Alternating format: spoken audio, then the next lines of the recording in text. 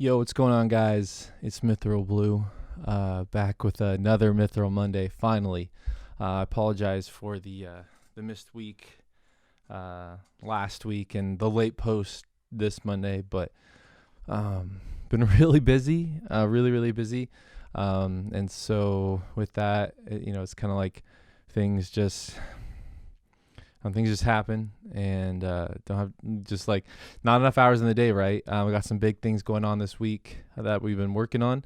In fact, this Thursday, 9 p.m. right here on YouTube, going to be doing a virtual concert, live performance, featuring a new song we're coming out with on this Friday, but 9 p.m. Thursday night, because of Easter and midnight at East Coast time. New track with the homie Parker. So we're going to be performing live to do that. And we got a lot of extra stuff going on. We're going to have merch up, website release. It's going to be really cool. So be sure to check that out. That'll be right here on YouTube. But yeah, so it's just been busy. Another thing is also things to talk about, right? I think when I'm really busy, it's really hard to there's not a lot of time to think, and to kind of venture down some thoughts that I guess are just really, to me, really cool. But I do have one for today, so it's me kind of short. I'm gonna try to keep it short, but I was talking with a buddy of mine earlier this morning, actually, just about social media and kind of just I guess what's really happening is it's becoming more and more so, in my opinion, a tool in order to, honestly, to segregate people from each other, from relationship. And what's really weird is, there's this big movement, against xenophobia, big movement against racism, against prejudice, against, that kind of stuff. But, for unity, for, justice and all these things. What's really weird is I think because of social media, really first time, in all history where, people always can have different opinions, but when we can spout our opinions, especially like we see a lot these days, making blanket statements about people, about a people group in general, whether that's like the left saying, oh, these these religious people, or the right saying, oh, like like freaking these politics or the whatever, like, oh, look at the way these people are living. Like, we make these blanket statements about people, and we're almost like more comfortable to do that because of, like the news, for example. The news is untouchable, right? It's so far out of reach. So when the news makes a blanket statement, a really divisive statement, there's like very little backlash, and if there is, it's like, oh, who cares, right? Because you're able to make the statement, at arm's length. And now it's kind of that same way. And so we have the opportunity on social media, right? We're able to make these big statements, and we just say these people are this way, and we're able to keep them at arm's length, because then what happens, even if you want to get into a social media battle or whatever, right? Like, those are such a waste of time and energy, and lead to nothing, right? They don't lead to any further understanding. It's really just like arguing for the sake of arguing, honestly. And that was something that I used to have a really hard time with. I've really been intentional about, even if I see something that kind of triggers me, just like, what, it doesn't matter, right? It doesn't matter what I could say, how right I could be. It doesn't matter. So just to leave it be. And what's concerning is that, I think what I see happening that's really concerning is I see us now disqualifying an opportunity for a relationship, because of either someone else's posts and like blanket statement posts about maybe even you or just people in general, that you don't like, or because of your blanket statements or my blanket statements about others, I will disqualify an opportunity for me to engage them, have a relationship with them. And then what ends up happening is we start saying, well, me working at the church, being a Christian, like, see that a lot, where it's like, oh, all Christians are this way, right? And so people might disqualify me from having a relationship with me because of a white nationalist, right? Which sucks. But also, I might see someone like, listen, I'm a Christian, but like, no, I'm not a Donald Trump fan. But because I'm a Christian, like, oh, I must have voted for Donald Trump, right? And not to get political or anything, but that's kind of what it starts coming down to is, oh, who did you vote for? Right. And I see this all the time. Hey, if you voted for Donald Trump, just unfriend me, just unfollow me. I'm going to block you. Right. Because you clearly must be like this. And so what's kind of weird is then this movement of anti-xenophobia, anti-segregation, anti-prejudice, anti-racism, kind of anti-sexism, all that, like, which I think are good. Those are great things, right? Obviously, right? But it's weird because then what that happens to be is then what we disqualify an opportunity, because now we meet somebody new. What's the first thing we do? Oh, we check out their Instagram, we check out their profile. So if I meet somebody new, this person's kind of interesting. Oh, let me follow you on Instagram so we can reconnect, whatever. And I look at their Instagram and it's, it's all this, like, oh, guy's clearly conservative, clearly, voted for Trump. Okay, I'm not even gonna have a relationship with this person then. I'm just going to make that decision right now.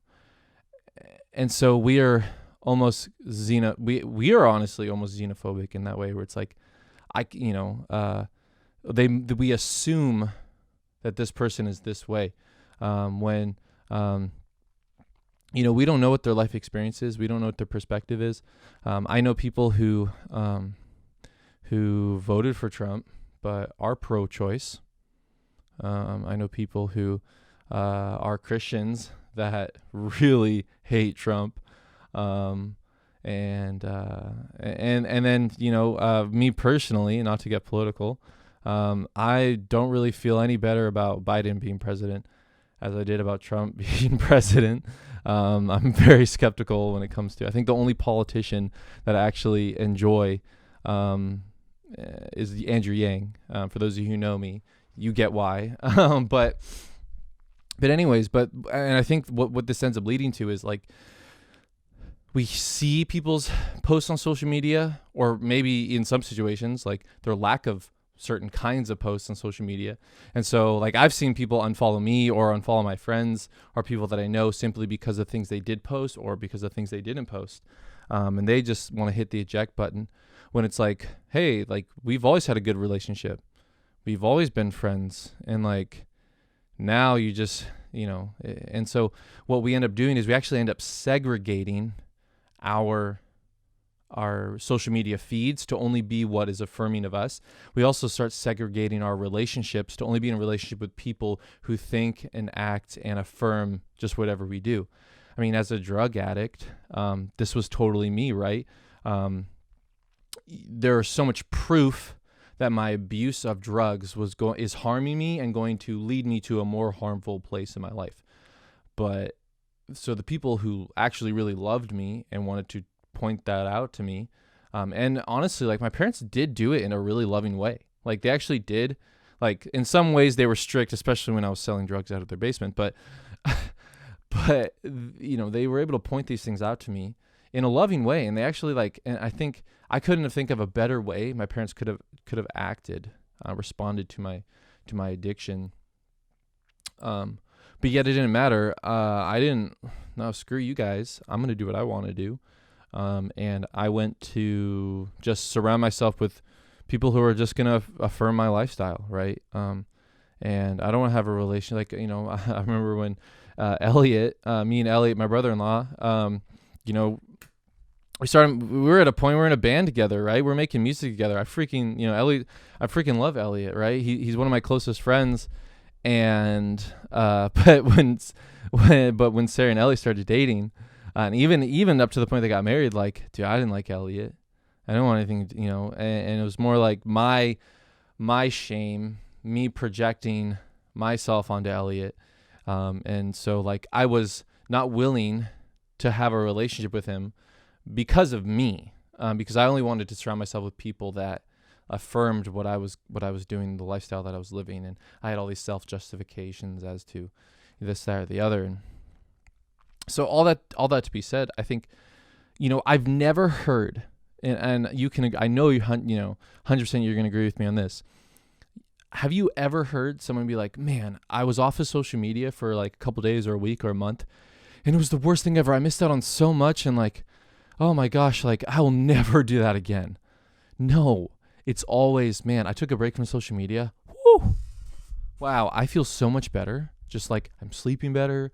I have less anxiety. This is me personally, right? Like I've taken social media off my phone. I only have social media on Christina's phone for when I need to make posts. And as an artist, like, it's really important for me to connect with people, connect with fans, and market my music, right? So it is important. It is where the culture is. And so, but ever since I've taken it off my phone, and now I can only access it through Christina's phone, which means I'm not going to be, there are times where I'm like trying to create a post and I hang out on Christina's phone, for a little bit, too long than I'd like. But for the most part, like when I'm in the middle of like what you do when you're waiting in line for like food at a restaurant, or you're just sitting around, you got nothing to do, you just scroll real quick, right?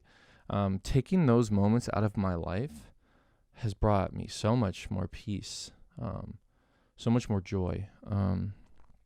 And I think I don't think it's coincidence that as technology and specifically social media use and access has risen, anxiety and depression have risen at the same rate. I don't think that's coincidence. I think as we're able to, like before phones, even before the internet, right? You'd get a weekly newspaper about what's kind of happening around the world. Maybe you watch on TV, and you'd find out what's happening around in your area, in your city, in your state. But you would receive that information at such a slow rate, right? That you were able to process, digest it. And most of the time it was really just about what's happening in your hometown. Things you can actually like maybe do something about if it really concerns you. Nowadays, you're bombarded in a matter of 5 minutes, bombarded with 50 catastrophic issues happening in our world that I literally cannot do anything about. Like there's literally nothing I can go do about these things. And even if I wanted, and I could do maybe one thing about one of those things, but then that would mean for me to completely uproot my whole life and I'd have to dedicate the rest of my life, or at least the next couple of years, to this single thing. But then meanwhile, all those other issues are still going, all right? And even the issues here where I'm already at. And so I think just like a test, if you have a really important test or like an interview, right? Really important interview, you're anxious, right? You have anxiety because there's an issue, or rather there's a goal that you feel is really important, that there's this process you have to go through. And so just like anything, the more you study for a test, the less anxiety you have about that test, right? Especially if it's a really important test, or like an interview. You actually, even if you practice for an interview, or if you just have done tons of interviews, right? You're comfortable with it. You have less anxiety, right? And so I think with a lot of these issues we see in our world, it's like we get hit with them, and even in our subconscious grabs on to these things happening, and we think, oh no, life's fine. But our subconscious has grabbed on, has received, has ingested all of these issues that we can't do anything about. It's not like a test where, I'll have to, if I wanted to get rid of this anxiety, I could do these things. Well, with a lot of these issues, especially we see on social media, they're so far out of reach, that we can't do anything about, but yet we still take on the problem, take on the issue that causes the anxiety into our minds. And so that's kind of like my theory. I've never done research. I've never, anything like that. But it's like, so then we ended up taking in these things into our hearts and minds that we can't actually do anything about. And I think that's why there's so much anxiety. And even as COVID has risen, right? When COVID rose, now people they're forced to stay at home, which means what? Their only access into the world outside their house is through their phones. The only way to connect with people is through their phones, through their social media, because even though they're already connecting more, or even they're already online and on social media more than they were interacting with people, but now you take even the opportunity to actually interact with people out. And what happened? Freaking anxiety rose, depression rose. And it's, I don't know, it's just nuts. So anyways, I just think that what I think the answer is to really check yourself and be like, what's the point of social media? I think it's great so like, man, I have a friend that lives super far away. Like, I get to be able to see what's happening in their life. And that's really cool. I get to maybe find out that, wow, this new coffee shop opened up around the corner. Wow, look, it looks really cool. Oh wow, wow, this person's doing this art that's really cool. This person's releasing this music. Like, there's some good, or even just a catalog. Man, look, here's some moments that I get. It's what it's supposed to be for. It's literally supposed to be like a photo album, right? To be able to look back in your history and be like, wow, we did this. Then remember that one time we did this and that. Like, that's literally what it's supposed to be for. But it's become so much more. And so I think if we are sacrificing if social media is the way in which we are segregating our opportunities if it's actually creating even like prejudice against people that like we don't think we would like, oh, this person owns a MAGA hat, so like they must be blank. Like we're already going to segregate ourselves from those people, when actually, guess what? Even if they say worst case scenario, they are exactly what we've assumed them to be. Well, how do we change that? Do we change that by more social media posts of like slamming them? No. Look at, I mean, I can't remember their names, but there's tons of people that are getting white nationalists out, getting KKK members out. How are they doing it? Is it through social media? Is it through proving to them why they're wrong? No, it's through creating a relationship, right? And so even if all the people that are coming up with all the super woke, super philosophical quotes and things on Twitter and all that, even if they are correct in what they're saying, they're not going to have any effect. They're not going to have any effect if they're not willing to create an honest, authentic relationship with the same people that they say need to change. And if they're unwilling to do that, guess what? That's actually xenophobia. That's the same xenophobia they're saying these people have about us. And yet the roles get reversed, because guess what? Well, then why don't you have a relationship with them? Because that's the only way you're going to stop being scared of them, and they're going to stop being scared of you, is through relationship. And I can't remember the guy's name. I watched his TED Talk, but African-American man becomes best friends with like the leader of the KKK, right? and through years and years this guy ends up getting out of this whole thing, right? And I bet this guy, this black man, I wonder what all of his friends in his community must have thought. You're actually friends with him? You're sitting with this guy? You're having, like, I imagine there might have been a lot of animosity even between his own community, right? But yet, wow, what an impact this guy has made on actually healing this deep wound in America and in American history, right? So anyways, that was way too long. It's supposed to be shorter, but I could go on and on about this stuff. I hope I didn't get too political. For those of you who even care, I probably identify as like libertarian, but yet definitely independent. There are things that I'm like super against, like big government on, but then like I'm for healthcare, just straight up. So, in case anybody cares, I definitely am not. I don't put a lot of faith in government. Let's just say that I really have have very little faith in government. But other than Andrew Yang,